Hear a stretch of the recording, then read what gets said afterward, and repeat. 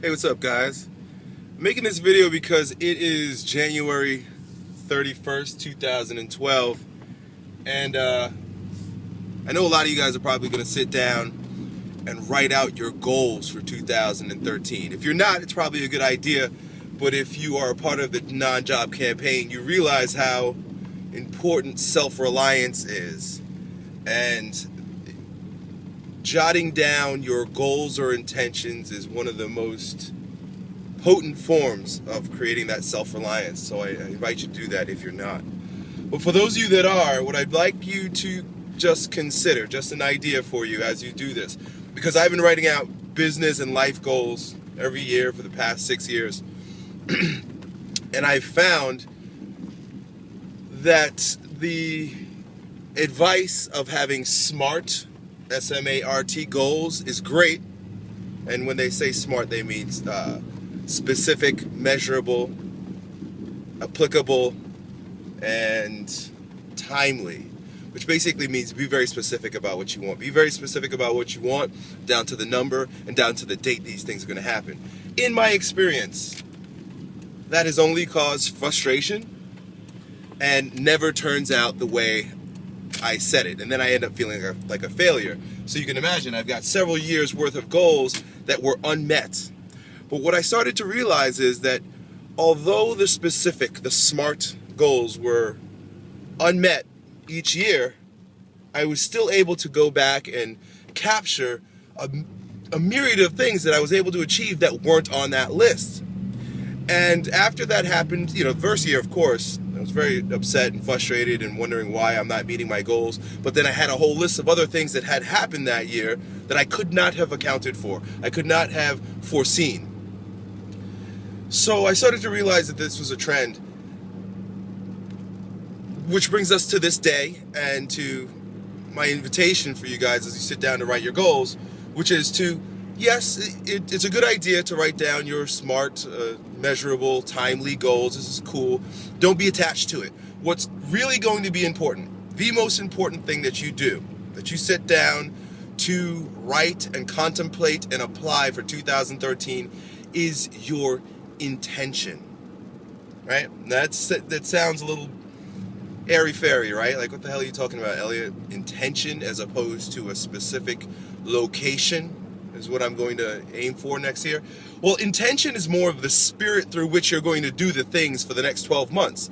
And if you have a specific intention, you have a specific character virtue that you're going to polish and display and utilize and strengthen over the course of the next 13 months, you're going to notice that everything that you achieve is going to be a fruit, a manifestation, an outgrowth of that type of person you're becoming. And that's the key. It's the type of person you're going to become in 2013, not the things you get. You see, the SMART, specific, measurable goals are about what you're going to get, and we focus on the thing we're going to get. The most important thing about the things we're going to get is the people we have to be to get the things we want to get. We've got to become new people. I explained this to my wife yesterday with regard to some of her friends that are having a hard time losing fat. They swell up and then they lose weight. They swell up, they lose weight. They continue this yo-yo cycle. And the reason is because they're not the type of person that is lean and fit or healthy. They're the type of person that's sick, fat, and bloated. So every time they lose the weight, it's not about the thing that they get. It's about the person they still have not become. So things fall back into disarray. If I could offer 2 virtues that I think are going to be very helpful for you, and I say for you because I know that you're a non-jobber or an aspiring non-jobber, someone who goes out into the world and shares their passion in order to earn a living. That's the type of person you are. 2 virtues that you might want to consider for your intention for next year, 2013, in my opinion, would be courageousness and creativity. And you can measure every activity or every action you're about to embark upon with those 2 virtues in mind. If you use creativity, for example, you can ask yourself, is this something that's coming from my heart, or am I doing it purely for profit? There are times where you're going to have to do things that are purely for profit. make sure there's a distinction. Make sure you know there's a difference between this is a piece of art and this is a piece of commerce, right? And we all know that things that come from the heart and that are of an artistic nature are always of higher value. So even though you guys might be struggling and you have to do things that put money in the bank, put food on the table, always be asking yourself or keeping score as to how much of this is creative and can I create something creative, because you're going to need to maintain that creative spirit throughout your entire non-job journey, right? This is a journey, it's not a destination. The next being, like I said, courageousness. In so many ways, this requires courageousness beyond the fact that your friends and your family are confused about what's going on because they're following traditional paths that are crumbling before our eyes. Today's the day before the fiscal cliff, which is it's just the example. It's just the shining light that lets us know that this economic system does not work. It's not working. It's failing.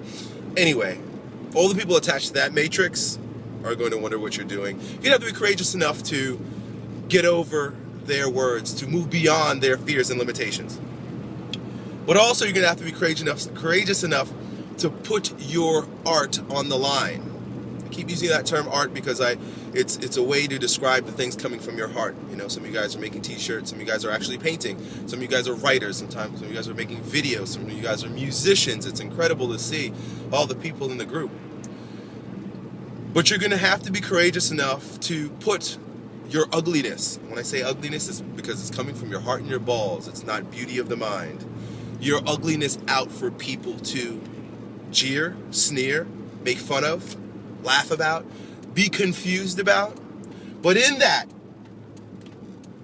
courageousness to put yourself out on the line, to show your ass, you're going to attract people who you give permission to, allows them to do the same thing, but also people who are going to become great fans of yours.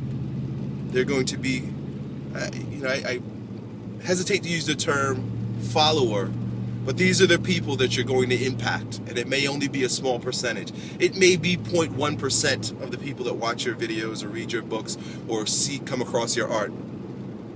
But those are the people that matter, and you've got to be courageous enough to serve just those people, even if it only puts a morsel in your mouth and a piece of cloth on your back. We do this knowing that we'll be cared for. Even if we have families, we will be cared for, right? When I say we will be cared for, I don't necessarily mean any particular deity or God that you may be considering. It's all, God is ever present, right? Omnipresent, so whatever you want to call it. But it will care for you if you do the thing that's in your heart. We just can't be caught up in what success might look like or should look like based on other people's results. You do what's in your heart, you get what you get, and you serve people till the day you die. This doesn't end. 2013 is a brand new start. Talk to you next time.